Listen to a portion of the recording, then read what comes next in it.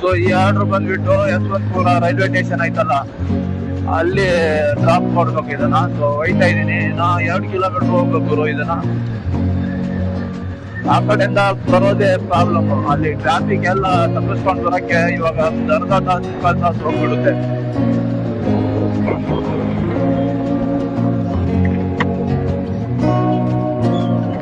Visor ಹಾಕೊಂಡೆ ಅಂದ್ರೆ ಏನು ಕೇಳ್ಬೋದ ಇಲ್ಲ, ಹಂಗ ಮಾತಾಡಿದ್ರೆ ಗಾಳಿ ಜಾಸ್ತಿ ಆಗ್ತೈತೆ.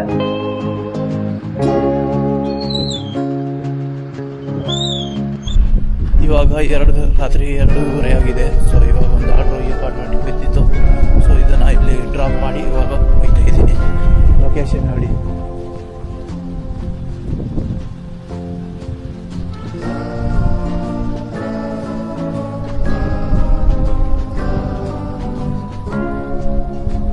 ಸಖತ್ತಾಗೈತೆ ಮಾತ್ರ.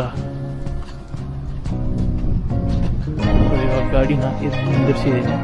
ಸೊ ತಗೊಂಡು ಇವಾಗ ಹೋಗೋಣ.